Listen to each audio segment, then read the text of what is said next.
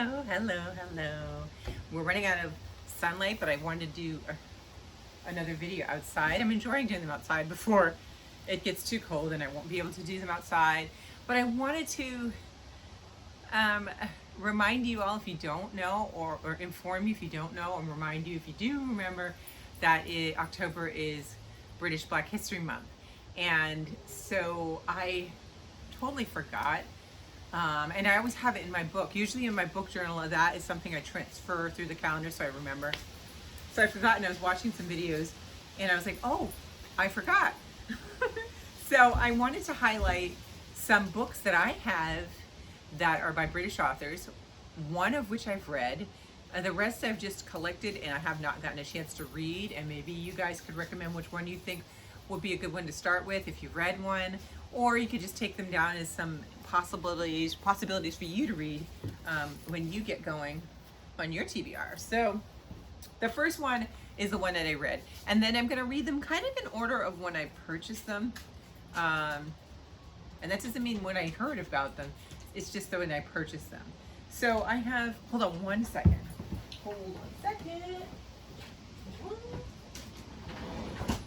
Just close the door. I don't want to let the heat out of my house. The first one, I raved about this book when I read it, and it's called All the Lonely People by Michael Gale. And I got this one at Target. I had heard about it from Target, and when I was in Target, I hadn't heard of it before. And this one is, such a lovely, it's a great one for the fall, winter time. I feel like for some reason it just gave me the warm and cozy feeling. But it follows the gentleman, Hubert Bird, and he's talking to his daughter who's in Australia about his life, and he is a widower, if I remember correctly, and he is retired, and he's trying to convey to her this life that he supposedly has that is quite the opposite of what he has. He's kind of more being kind of a recluse. He's not engaged at all with community and things like that, which is a recluse. And so the story follows him and a bunch of other supporting casts that are just phenomenal. It is great. If you haven't read it, just read it. It's really, really good. It would be a great one to read for British History Month, Black History Month, because this author is from there. And let me just tell you about him a little bit. Mike Gale was born and raised in Birmingham, UK. After earning a sociology degree, he moved to London to become a journalist and ended up as an advice columnist for a teenage girl magazine before becoming features editor for another teen magazine. He's written for a variety of publications, including the Sunday Times, The Guardian, and Cosmo. He became a full-time novelist in 1997 and has written 13 novels, which has been translated into more than 30 languages. After stints in London and Manchester, he now resides in Birmingham with his wife and 2 kids and a rabbit. So there you go. There is a British author that you should definitely check out. And I have not read any other of his books, but I will be, because once I had read this, I said that he would be somebody I would read again, for sure. This next one I have had for a while. I remember getting it, I believe, at, I think it was at Barnes & Noble, if I'm correct. I want to say it's when ours was closing, so that's been quite some time. This author has 2 books out. There's a newer one now that I think is more of a, oh, you okay? Ella banging her head. The newer one, I believe, is more of a thriller. I believe this one is definitely a YA, and I think it's a dark academia novel, and it is called Ace of Spades by Farida Abike Iyamide. I'm probably butchering it, I apologize. So this one, like I said, is it says it follows when 2 Niveus Private Academy students, Devin Richards and Chamaika Adebayo, are selected to be part of the elite school's senior prefects. It looks like their year is off to an amazing start. After all, not only does it look great on college application, but it's officially puts them in the running for valedictorian too.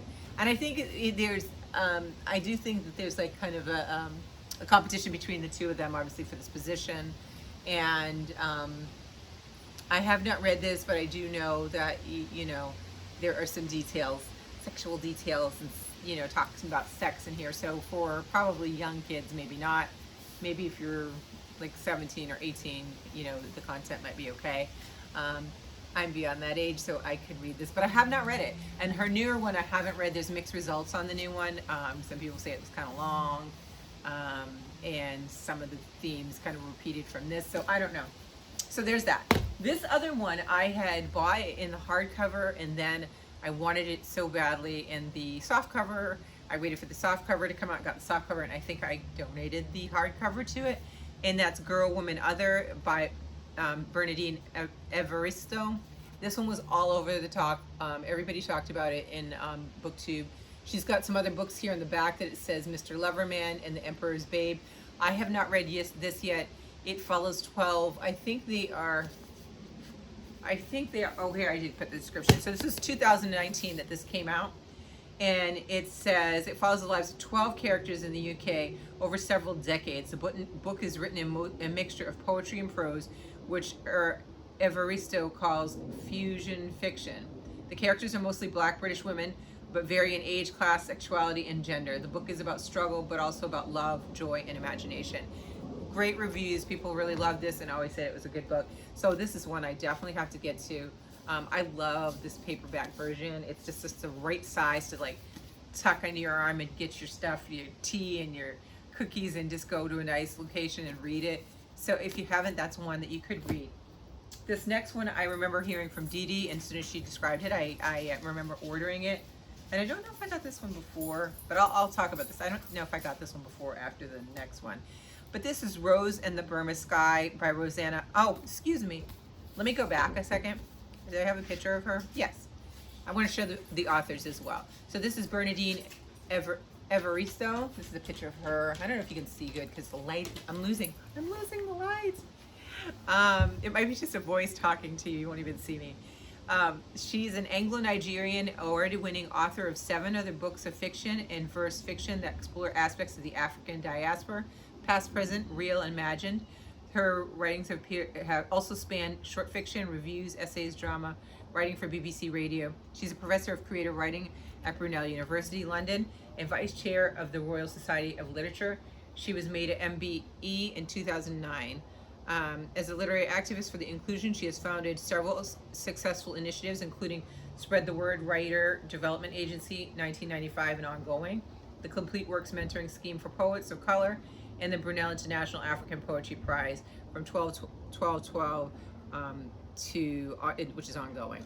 So there's her. So she's written some other things to be able to look for. So there's that. I wanted to let you know who the author is too, because we're talking about expanding our horizons. So this one again, I said I had heard of this in one of our book club meetings from Dee Dee, and I was like, yep, I need to order it. And it's called Rose and the Burma Sky by Rosanne Amaka. And this is the cover, which is really pretty. And I love it. It's a paperback and it's a good size. This one follows 2 timelines, I think. Is this 2? No, this isn't 2 timelines. It's this other one. Okay, so in 1939, in a village in southeast Nigeria at the brink of war, young Obi watches from a mango tree as a colonial army jeep whooshes by, filled with soldiers laughing and shouting, their buttons shining in the sun. To Obi, their promise of a smart uniform and regular wages is hard to resist, especially as he has his sweetheart, Rose, to impress and a family to support. Years later, when Rose falls pregnant to another man, Obi's young heart is shattered. As the Burma campaign mounts and he's shipped out to fight, he is haunted by the mystery of Rose's lover. When his identity comes to light, Obi's devastation leads to a tragic and wholly unforeseeable chain of events. Ella, you're drooling on my stuff. Yes. Can you move over? You can't. She's out of frame, but she's here. I don't know if you can hear her panting rather. It says this book weaves together the horrors of war, the pain of unrequited love, and possibility that follows your heart might not always be the best course of action. Its gritty boy's eye view brings despair and impassioned intensity, charging it with universal resonance and power. And so this one, Rosanna Amaka, was born in the UK and is of African and Caribbean heritage. Her debut novel, The Book of Echoes, I do remember hearing of that book. I don't know if I have that one, was shortlisted for the Author Club First Novel Award and RSL Christopher Bland Prize. In the HWA debut Crown Award, Rose in the Burma Sky is her second novel and was inspired by a conversation with her grandmother while they were watching a war film in which all the soldiers were white. Rosanna lives in London. So yeah, I think this would be really good to read, you know. And then this next one, again, Ella, you need to move because you're going to drool on my books and we're going to have a problem. Back up, sister. Back it up. This next one I don't even know if you can see me now. I'm losing light totally so fast. That's why I'm talking really fast. The next one, I waited for this to come in softcover. I specifically was like, I don't want it in the hardcover. It has an absolutely amazing cover, and I'm still pleased with it in paperback. And that's The Attic Child, and it's by Lola J. And this is it. And did I show you the picture of? I didn't. Of Rosanna Hamaka. I feel like I'm all over the place. It's really hard to see that picture of her, but that's what the picture is of her on the back. So Lola J looks like this, if you can see her. And she, I'll read about her before I read you the book. Lola J is an author and registered psychotherapist. She was born and raised in London and has lived in Nigeria and the United States. She has a degree in psychology and a master's in psychotherapy and counseling. She was contributor to the sequel to the bestseller Lean In, penned by Facebook COO Sheryl Sandberg, and has also written for CNN, Essence, HuffPost, and the BBC. And so this book follows two different timelines, and one is in the early 1900s and one is in 1970s. 1974 to be specific. It says two children trapped in the same attic, almost a century apart, bound by a shared secret. So there's a 12-year-old Celestine, who spends most of the time locked away in the attic of a large house by the sea. The only time Celestine isn't bound by the confines of the small space is when he is acting as an unpaid servant to English explorer Sir Richard Babington. As the years pass, he desperately clings to memories of his family in Africa, even as he struggles to remember his mother's face and sometimes his real name.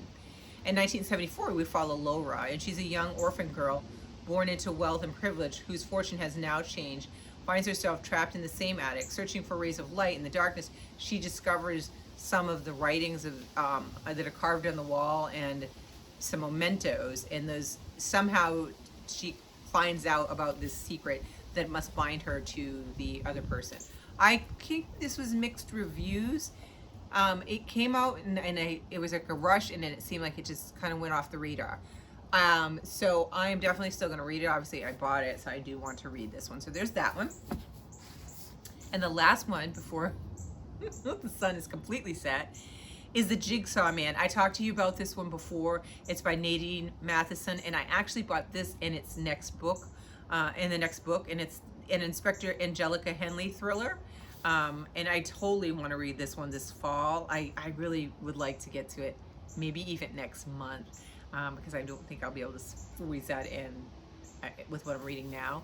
This is a serial killer and his copycat are locked in a violent game of cat and mouse. Can D'Angelica Henley stop them before it's too late? I'll read a little bit. It says, on the day she returns to active duty with Serial Crimes Unit, Detective Inspector Angelica Henley is called to a crime scene. Dismembered body parts from two victims have been found by the river. And it goes on about her and that puzzle, you know, that case. Nadine Matheson is a criminal defense attorney and winner of the City University Crime Writer Competition, and she lives in the London, UK. And there's a picture of her, really small in the back of the book as well. And then this is the cover of the book. So these are the books I have not read and owned by Black British authors. So I am proud to say that I do purchase books by British authors. I just need to get on it with the terms of reading them. And then this one, like I said, get it, read it, so good. Such a good story.